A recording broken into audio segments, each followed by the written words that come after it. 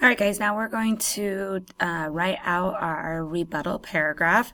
We're going to use our outline that we have here as a guide just to make sure that we're hitting all of our parts that are needed. So our first sentence, we're going to talk about something about that it's that they can't effectively perform their duties or in a combat role, or it would be bad for women to serve in a combat role because they're not physically capable. So I'm going to reword that a little bit differently than I had in my outline, because again, my outline is just to kind of get an idea of what I might want to say. I am going to start with a transition that shows that I am talking about someone else's point of view.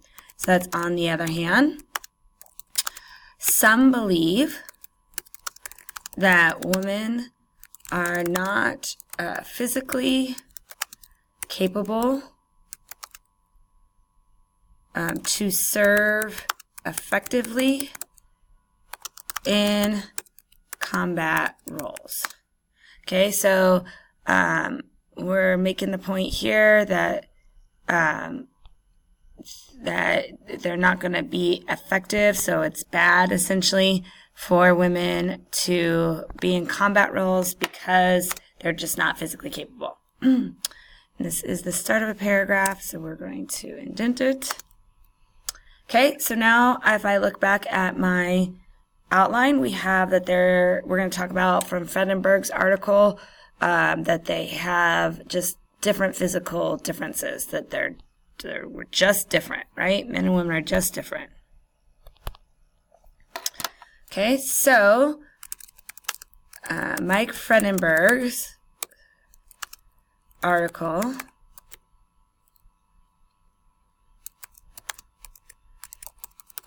putting women in combat is an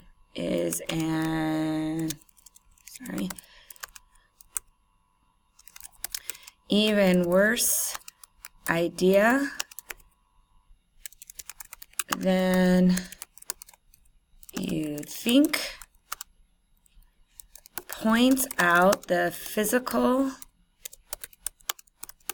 differences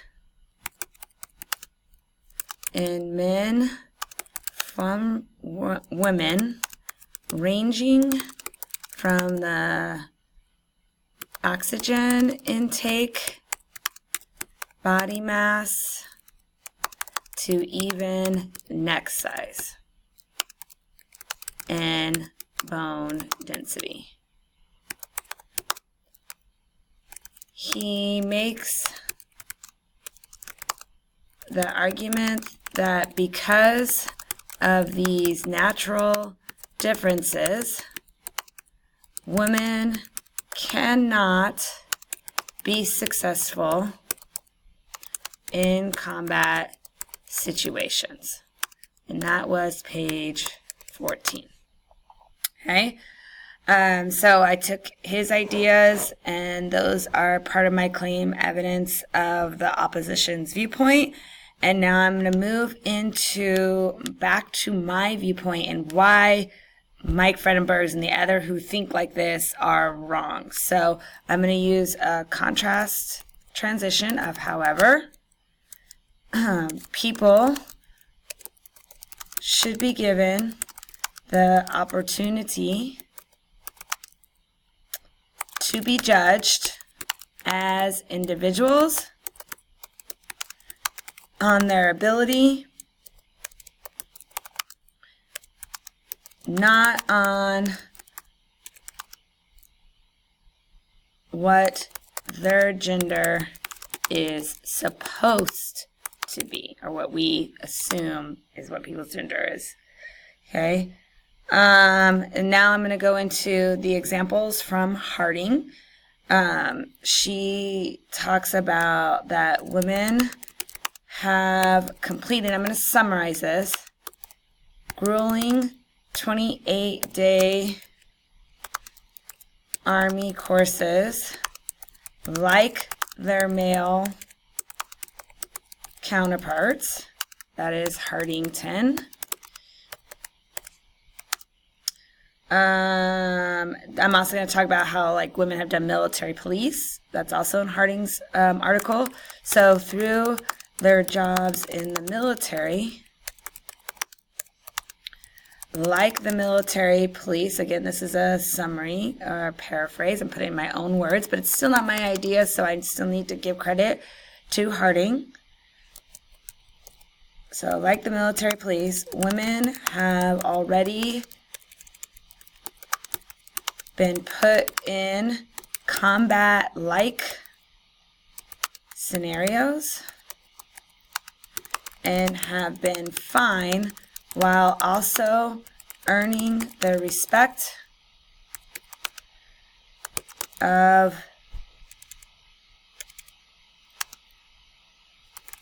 their fellow soldiers.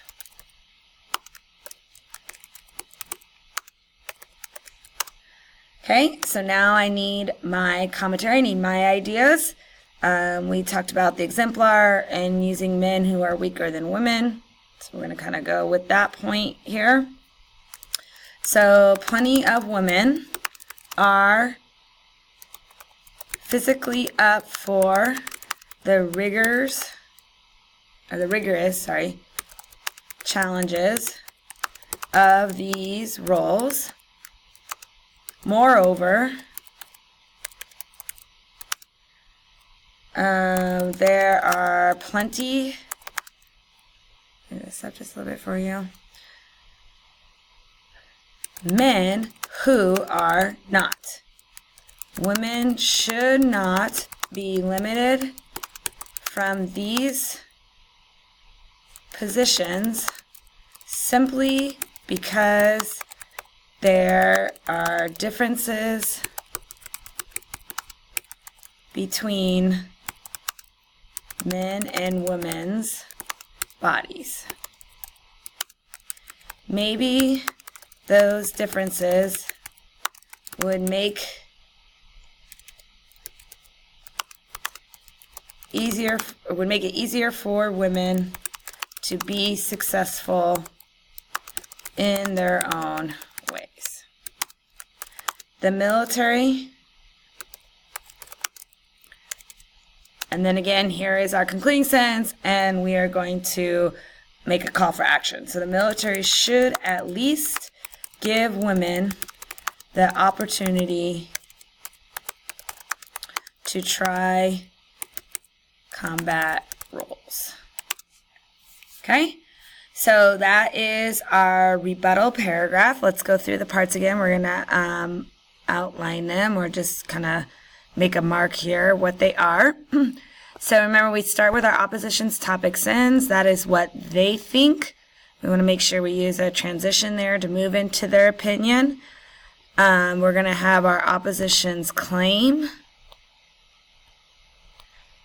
And you can put evidence in there if you'd like. Then we got to prove my opposition wrong.